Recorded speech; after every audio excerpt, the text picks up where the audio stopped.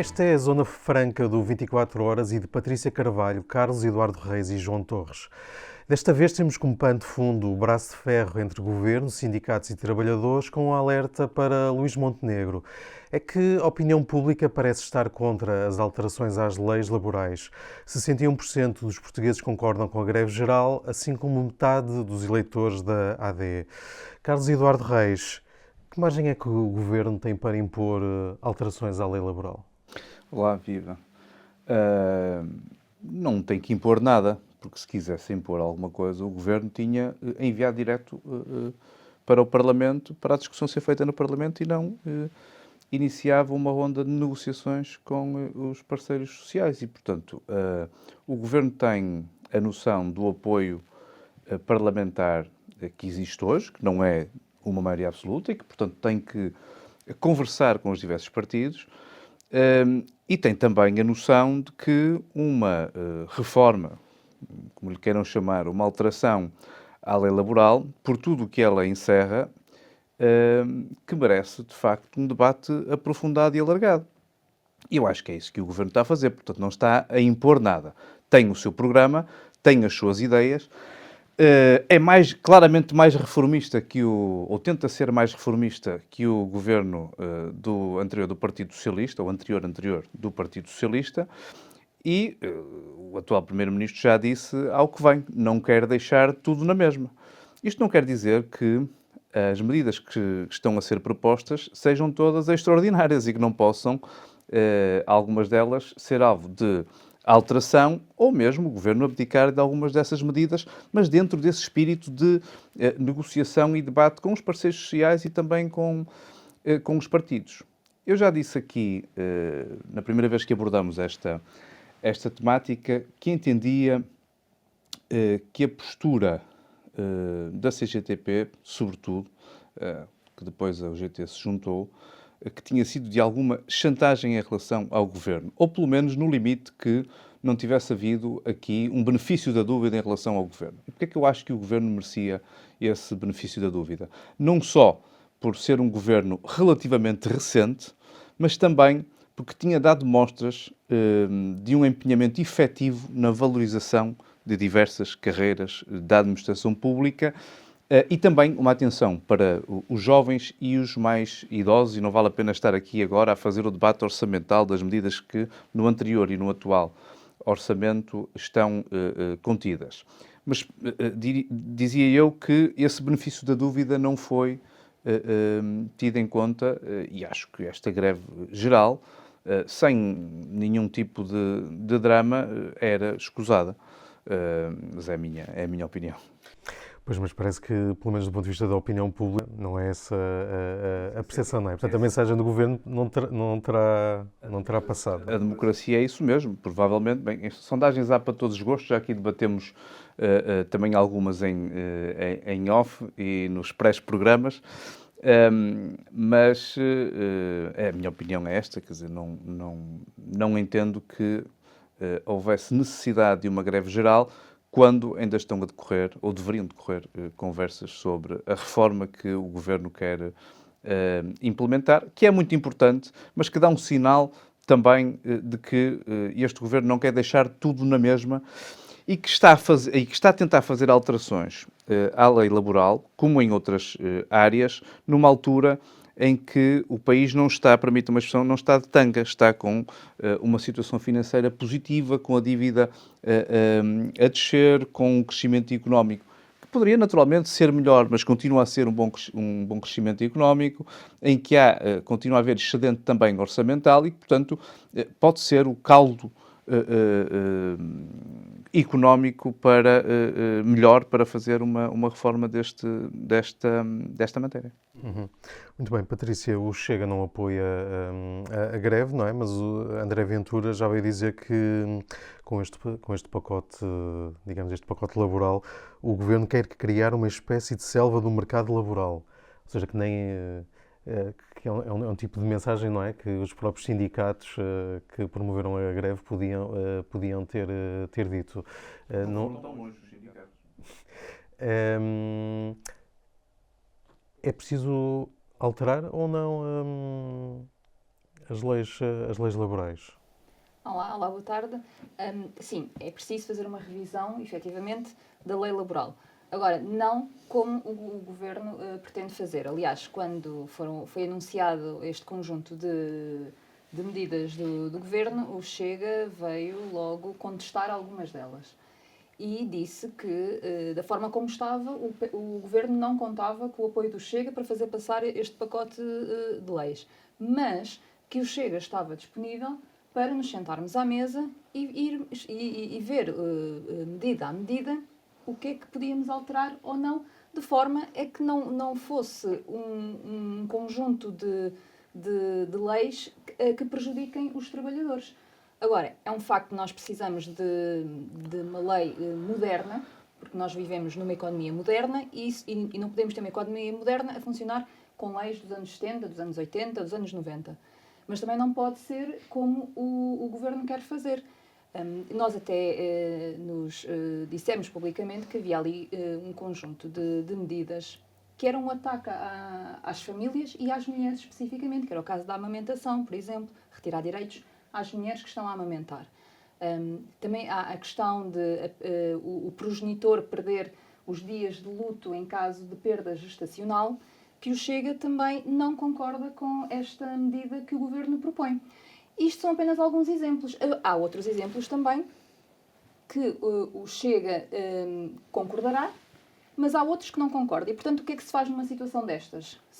Sentam-se à mesa os intervenientes e tentam negociar. Porque é isto porque uma negociação exige cedências de parte a parte, que é o que não está a acontecer nas negociações entre o Governo e os sindicatos. Está o Governo de um lado da barricada, estão os sindicatos do outro lado, certo, e estão ali a fazer um braço de ferro para ver quem é que leva a sua adiante. E chegamos a este ponto, que é este dia de greve geral que está a afetar o país de norte a sul, com N serviços públicos parados ou a meio gás, milhares de pessoas que já esperam anos e meses para ter uma consulta, para ter acesso a uma cirurgia, e agora vão chegar hoje ao hospital e não vão poder fazer a cirurgia, não vão poder ter a consulta, e isto acaba por prejudicar toda a gente. E a culpa está no Governo, por estar a ser tão intransigente, e está também nos sindicatos, por estarem também eles próprios a serem intransigentes. João, a culpa também está nos sindicatos. Bom, antes de mais, boa tarde a todos.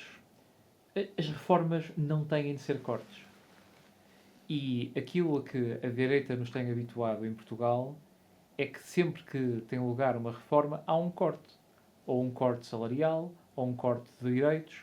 E é isso que está em causa, uma vez mais, com esta proposta de alteração à legislação laboral. Eu começo por questionar o seguinte. Qual é a urgência de fazer uma revisão da legislação laboral? Substancialmente. E em que medida é que este pacote proposto pelo Governo adapta a legislação laboral à tal economia moderna de que nós ouvimos falar. Mas, na verdade, não sabemos exatamente o que é. Porque qual é a disposição concreta deste conjunto de propostas do Governo que, de facto, adapta a legislação laboral aos novos tempos, como tantas vezes o Governo alega? Não há nada que eu consiga identificar nessas alterações que não vão ao encontro de, por um lado, uma institucionalização muito mais forte do que é a precariedade. Nós estamos a falar de uma lei que prevê que um jovem ou um cidadão possa ser contratado a termo por uma empresa só porque nunca na vida teve um contrato sem termo. Isto eterniza. É um ciclo multiplicador da precariedade. E depois, por outro lado, também temos várias medidas, para além daquelas que aqui foram referidas pela Patrícia, que também merecem a minha discordância, temos aqui medidas para, fundamentalmente, facilitar o despedimento. Facilitar o despedimento. Portanto, o que está em causa não é nós termos uma postura ou uma atitude de maior ou de menor abertura à modernidade e ao futuro. Trata-se de opções políticas. Trata-se de opções políticas, essencialmente, e ideológicas. E o que está por detrás desta reforma laboral que o Governo se propõe concretizar é uma visão ideológica da sociedade profundamente neoliberal. Vocês estarem a dizer isso é inacreditável. Profundamente neoliberal. Não tenho a mais pequena dúvida do ponto de vista do posicionamento político do Governo de que é essa a sua tentativa. Porque, de resto, não conseguem justificar absolutamente nada, como se viu na semana passada no debate quinzenal na Assembleia da República. Bom, o Sr. Primeiro-Ministro até alegou que tinha falado com jovens pelo país que preferiam não ter um contrato a termo. Ou, aliás, sem termo. Sem tempo. Eu digo, bom, isso pode acontecer pontualmente, mas em que é que um trabalhador fica prejudicado por ter um contrato sem termo? Isso não rigidifica a sua possibilidade, não inviabiliza a sua possibilidade de mudar de empresa, com a mesma naturalidade do que se tivesse um contrato com termo. E, portanto, eu, com franqueza, acho que os portugueses não compreenderam qual é o objetivo desta reforma laboral. E permita-me acrescentar um aspecto que eu acho importante. Ainda esta semana, a revista The Economist noticiou que Portugal teria sido, de acordo com os indicadores que observaram, a economia mais pujante da União Europeia. Bom, eu, por um lado, assisti a uma apropriação deste resultado por parte do Governo de uma forma que eu acho absolutamente excessiva. O António Costa não o faria, não é? Porque, se nós olharmos... Bom, o António Costa faria isso ao fim de 5 ou 8 anos do Governo, não ao fim nem de 2 anos do Governo. E, porque a economia... Vocês apropriaram-se bem das contas certas que nós deixamos depois da Troika. Não deixaram contas certas nenhumas. Com o país em grande esforço. O primeiro superávit da democracia portuguesa foi conquistado... Sim, contas certas não é só superávit, eu sabes sei, isso. Mas está é dívida pública controlada e por aí fora. Não, estava absolutamente descontrolada. Enfim, eu tenho os dados presentes. Depois de um programa de ajustamento, sabes que não. Mas eu considero que se Portugal é considerada uma economia pujante, se o Sr. Primeiro-Ministro, perante uma pergunta sobre um estudo de opinião que foi feito sobre a opinião das pessoas sobre o pacote laboral e a greve geral, responde que Portugal está no topo da Europa e do mundo, foi isto que disse o Sr. Primeiro-Ministro, eu pergunto, então, mas porquê fazer uma reforma laboral? Eu gostava que alguém me explicasse isto, porque eu não compreendo. Há muitas coisas para reformar em Portugal e para melhorar. E daquelas que verdadeiramente dão mais trabalho, porque exigem operacionalização, concretização no terreno, como é o caso da saúde, como é o caso da habitação, como é o caso até do setor da educação, que o Primeiro-Ministro diz... Mas vê alguma dessas reformas a avançar? Não, eu não vejo nenhuma reforma a avançar na área da saúde, na área da habitação, mesmo na área da educação há algumas alterações, mas tímidas, para um governo que tem como primeiro-ministro alguém que dizia que bastava, ipsis verbis, mudar de governo para resolver o problema do número de alunos sem professor. Carlos Eduardo Reis, isto é este governo vai conseguir, ou está a conseguir, implementar alguma reforma estrutural? Não está a conseguir, porque ninguém reforma nada num ano e meio. E, portanto, nós temos que ser razoáveis. Agora, que o atual Primeiro-Ministro, com aquilo que já fez no anterior mandato, que foi interrompido, como sabemos, e aquilo que se propõe a fazer, denota, como já disse anteriormente, uma vontade reformista de não deixar tudo na mesma. Nós temos que dar tempo. As áreas que aqui foram faladas são as áreas que eu acho que são cruciais para o desenvolvimento do país. A habitação, a justiça, a saúde. Não foi a oposição, não foi o Partido Socialista que prometeu resolver tudo num espaço de tempo tão curto, foi o Governo. Com o pacote de 60 medidas na economia, com o pacote das medidas na saúde, foi o Governo que se comprometeu a mudar isto num ápice, a mudar a realidade concreta destas áreas, por exemplo, num ápice. Portanto, aquilo que o Rui me perguntou é se olhava para este governo e via um ímpeto reformista. E a minha resposta é que vejo esse ímpeto reformista. Não é fácil, e pegando naquilo que tu aqui referiste, com a interrupção de uma legislatura e com uma negociação e um Parlamento diferente de um lado e do outro, num ano e no outro, e com o crescimento do Chega também, conseguir fazer essas reformas todas com que o Luís Montenegro se comprometeu. Há uma coisa que eu te posso afiançar, é que se o PST e o Luís Montenegro tivessem uma maioria absoluta no Parlamento, muitas dessas áreas que aqui referiste já estariam com uma reforma em marcha há mais tempo. Aquilo que eu acho importante dar tempo ao Governo, neste quadro parlamentar, muito diálogo com os parceiros sociais e com os partidos e, claro, responsabilidade e exigir que haja o cumprimento de promessas eleitorais e isso cabe naturalmente à oposição, mas acho que a oposição também tem que ser razoável e deixar o Governo ter o seu tempo para impor este ritmo reformista que pretende e depois aprovar algumas medidas que possam melhorar a vida das pessoas. Ainda agora, enfim, eu ainda não me detive sobre isso, mas em relação à reforma do Estado, já tenho alguns highlights sobre o documento, quero debruçar-me sobre isso e perceber como é que o Estado, enquanto máquina burocrática, vai melhorar com a proposta do Governo, para depois, possivelmente, estarmos aqui também a debater essas matérias. Patrícia, identifica este ímpeto reformista do Governo? E aqui estava a citar o Carlos. Esta conversa faz-me lembrar aquela expressão que nós usamos assim no dia-a-dia, que é epá, coitado, ele não está a conseguir, mas ele tem muita vontade mesmo, ele quer mesmo, só que pronto, não está a conseguir. Isto é o Primeiro-Ministro, porque, como já aqui foi dito, o ano passado, quando ganhou as eleições de 24, logo um pacote de 60 medidas para a saúde e as coisas iam resolver-se, as filas de espera iam cair brutalmente, urgências não fechariam, ninguém ficaria 18 horas à espera num serviço de urgência. As medidas não entraram todas em vigor, a situação tem vindo a piorar. A reforma que está a fazer na questão do serviço de obstetrícia e pediatria não está claramente a funcionar.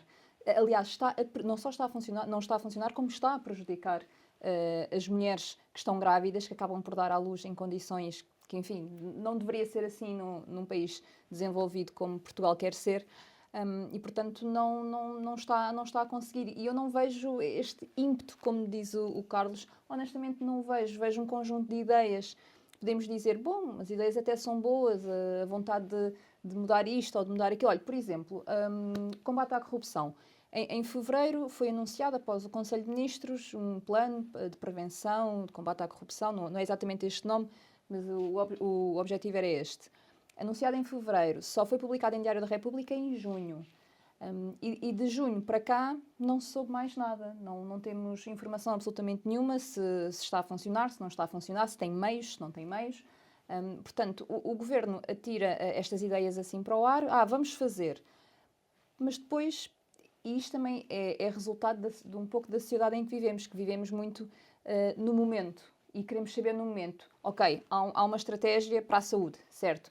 Daqui a uma semana já se está a falar noutra coisa, já ninguém vai falar da saúde. E aqui também é um pouco responsabilidade da imprensa. Se tivesse que fazer réplica, faria minhas as palavras da Patrícia, portanto. Há aqui também uma parte que é a responsabilidade da imprensa, que vive sempre atrás do que está a acontecer neste momento e as coisas importantes vão ficando esquecidas. E se fica esquecido para a imprensa, naturalmente fica esquecido para as pessoas também. Logo, a pressão sobre o Governo vai-se reduzindo. E pois é aqui o papel importante dos partidos da oposição, que é exatamente este, é lembrar o Sr. Primeiro-Ministro que não basta anunciar, é preciso executar. Bem, vamos mudar de tema.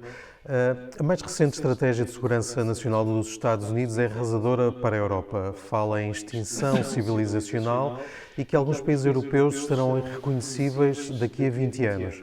De acordo com este documento da administração Trump, os países europeus poderão deixar de ser confiáveis.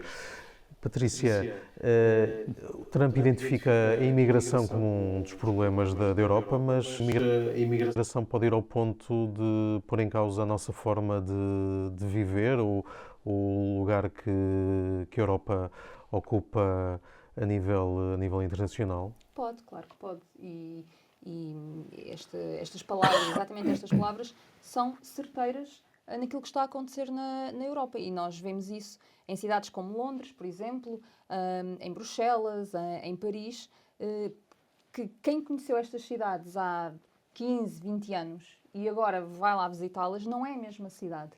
E está a haver, e o Chega já diz, e vem dizendo isto já há vários anos, praticamente desde a sua fundação, que esta entrada massiva de imigrantes com uma cultura, uma civilização completamente oposta à nossa, vai acabar por alterar aquela que é a nossa forma de vida aqui na nossa Europa. E isto, efetivamente, é um perigo. E eu percebo quando a administração de Trump diz que, desta forma, os países europeus poderão deixar de ser confiáveis, porque nós já temos pessoas que vêm desta cultura que eu falava em cargos executivos importantes. Temos o Mayor de Londres, por exemplo, temos também nos Estados Unidos.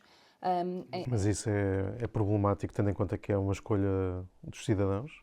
É problemático se forem todos, que é o que vai acontecer, porque o que está a acontecer é que os europeus não estão... os europeus têm uma população muito envelhecida e todos os países europeus, a sua grande maioria, têm sérios problemas com a taxa de natalidade, como acontece em Portugal. Estes imigrantes têm tendência a procriar mais do que nós. Isto a longo prazo. O que vai acontecer é que haverá muito mais descendentes de imigrantes do que europeus, como nós somos. E, naturalmente, que irão concorrer, porque terão esse direito, naturalmente, irão concorrer a presidentes de Câmara e tudo mais, e vão ganhando, porque essa população também vai aumentando. E é desta forma que a matriz civilizacional da Europa vai ser alterada. E depois, claro, poderemos deixar de ser confiáveis, porque deixaremos de ser um continente com países que defendem determinados valores, como a liberdade, a democracia, a tolerância, a liberdade religiosa, que estas pessoas vêm de culturas que não têm estes valores. João, imagino que não concordo com este diagnóstico feito pela administração Trump, mas como é que acha que se responde a esta visão em relação à Europa? Bom, efetivamente eu não concordo com o conceito de segurança e a estratégia de segurança que os Estados Unidos da América apresentaram à escala global. E é gravíssimo o que aquelas pouco mais de 30 páginas apresentam do ponto de vista de ideias e de posicionamento dos Estados Unidos da América, mas, alegadamente, é pior a versão final e a versão mais desenvolvida desse mesmo documento, que dará nota de que os Estados Unidos da América tentarão, por exemplo, que países como a Áustria, a própria Itália e a Polónia, entre outros, saiam da União Europeia. Nós estamos perante um caso, de facto, de enorme sensibilidade, porque os Estados Unidos da América são, ou foram, tradicionalmente, um aliado da Europa. Nós, em particular, o nosso país é membro fundador da NATO, com os Estados Unidos da América, e eu acho que aquilo que está subjacente a esta estratégia dos Estados Unidos da América é quase uma eliminação do artigo 5º do Tratado da NATO. Quer dizer, há uma sensação de que isto vai passar a ser, ou vai passar a funcionar, esta dialética entre a Europa e os Estados Unidos da América, como uma espécie de, desculpa a expressão, cada um por si. E isto é muito preocupante. É muito preocupante a todos os níveis. E nós não podemos, enquanto europeus, nem enquanto portugueses, aceitar interferência dos Estados Unidos da América nos processos democráticos de escolha dos chefes do governo, dos chefes de Estado, no contexto da Europa. Isso não é minimamente aceitável. Nós aceitamos a escolha que os americanos, livre e democraticamente, fizeram, assim como os Estados Unidos da América têm que aceitar as escolhas livres e democráticas que os eleitores europeus fizerem também. E este é um princípio inalienável. Estou convencido de que é uma mudança de paradigma que está em curso. Não é absolutamente novidade, mas aqui está mais concretizada. E isso só me leva a acreditar que é preciso acelerar todos os instrumentos de apoio à defesa e à segurança no contexto da União Europeia e mesmo em Portugal em relação ao conceito estratégico de defesa nacional, que é uma matéria que chegou a ser discutida na anterior legislatura, com o Partido Socialista ainda no governo. Essa proposta deu entrada na Assembleia da República, mas por via da convocação de eleições antecipadas não foi discutida. Ora, já passou algum tempo desde que este governo assumiu funções. Estas matérias admito que sejam de relativa consensualização, ou pelo menos de acordo muito possível, desde logo entre o PS e o PSD, e não sei em relação às outras forças político-partidárias, e esse conceito estratégico de defesa nacional ainda não viu a luz do dia. Agora, se me permite, só para complementar em relação à migração, ao tema da imigração. Na semana passada saiu o relatório do Pacto de Asilo e Migração, da concretização desse pacto que existe à escala europeia. E sabe um dado muito interessante, Rui? É que Portugal não é tido como um país sob pressão, ao contrário do que ainda ontem o Governo alegou para ter votado contra uma iniciativa da União Europeia para acolhimento de imigrantes. E, portanto, no contexto europeu, esse relatório, que é muito claro, muito preciso, não aponta Portugal como um país que esteja sob pressão do ponto de vista quer das dimensões do asilo, quer das dimensões de migração. Eu compreendo que as migrações, e a imigração em particular, impõe e coloca desafios sérios de integração. Eu não tenho a mais pequena dúvida sobre isso. Mas sobre esta matéria, a minha posição é bastante simples.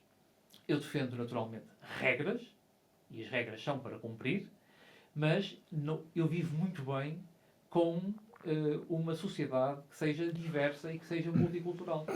E aquilo a que eu assisto quando viajo para até Paris ou até Londres está muito longe de ser aquilo que a extrema-direita quer fazer acreditar na Europa, que é Não é fazer um acreditar. domínio islâmico doloso e intencional contra o modo de vida Ainda não há europeu. esse domínio, mas Eu, vai por haver isso, se não fizermos nada. Quero então sublinhar o seguinte.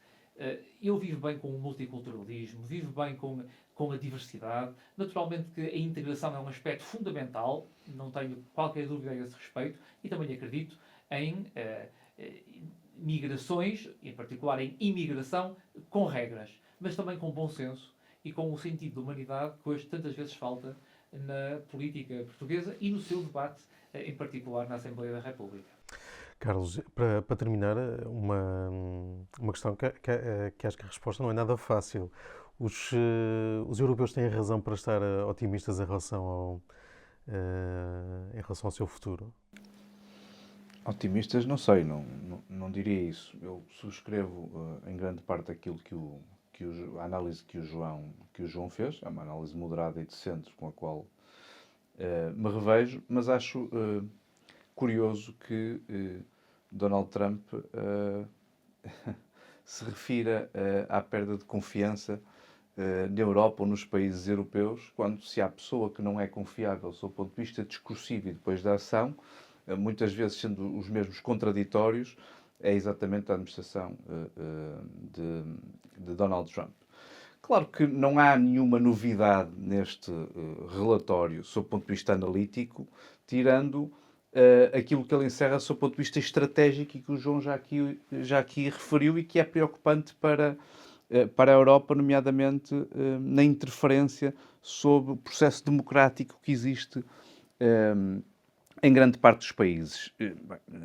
Admito que a admiração que nutra por aquilo que se passa na Turquia ou na Hungria seja maior do que aquilo que se passa na grande parte dos outros países. E isso já diz muito sobre aquilo que é a visão da administração de Trump e de Donald Trump. Agora, com certeza que a questão migratória na Europa e em muitos países coloca pressão sobre alguns serviços.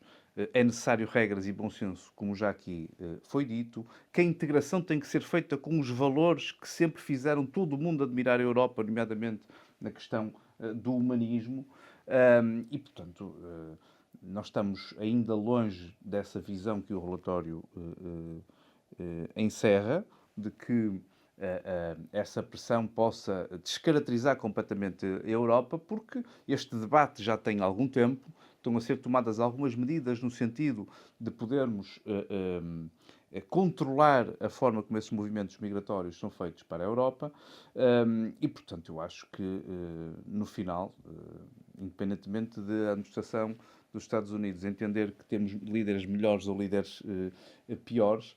Eu tenho olhado para as instituições europeias e tenho percebido que continuam a respeitar os valores fundacionais da União Europeia e, portanto, sob esse ponto de vista, e respondendo à sua pergunta, eu acho que podemos estar otimistas na reação, mas naturalmente preocupados com tudo o que temos assistido e os desafios, sobretudo, de defesa e de segurança que são colocados hoje no mundo, quando temos, passado mais de 70 anos, o regresso da guerra convencional à Europa, entre outras situações que nos devem preocupar.